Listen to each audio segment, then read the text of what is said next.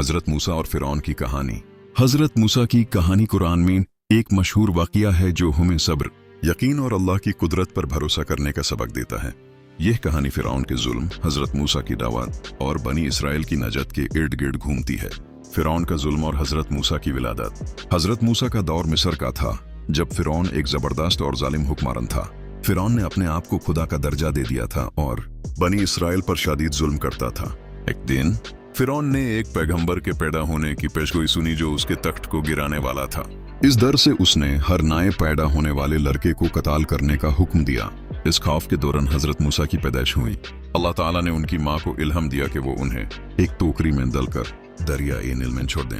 अल्लाह की कुदरत से यह टोकरी फिरौन के महल के पास पहुंच गई, जहां फिरौन की बीवी हजरत आसिया ने मूसा को अपनाया और उनका पालन पोषण किया। नबूवत और दावत।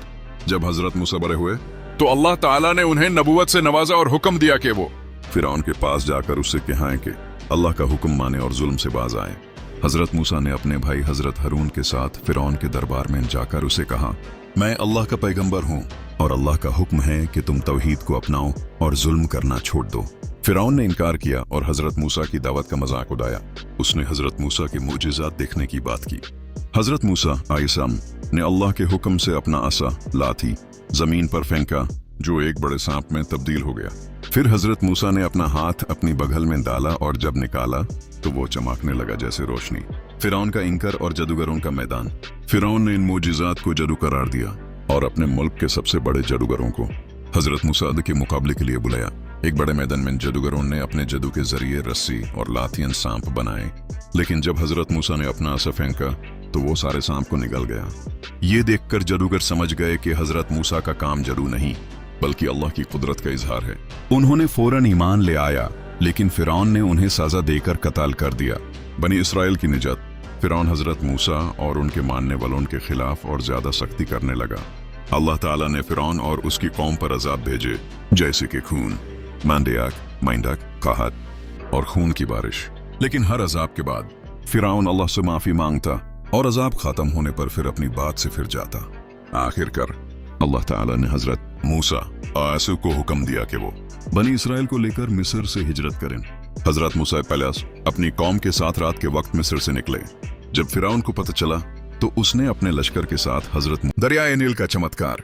हजरत मूसा और उनके साथ बनी इसराइल दरिया के किनारे पर पहुंचे और पीछे से फिरौन का लश्कर आ रहा था।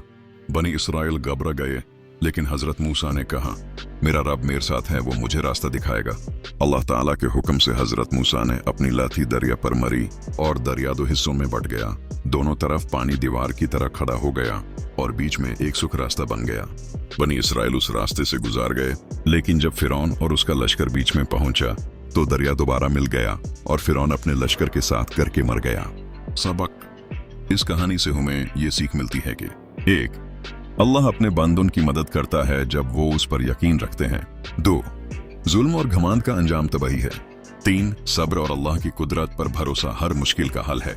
ये कहानी न सिर्फ कुरान का एक अहम हिस्सा है बल्कि मुसलमानों के लिए सब्र, यकीन और तवक्कुल का सबक है।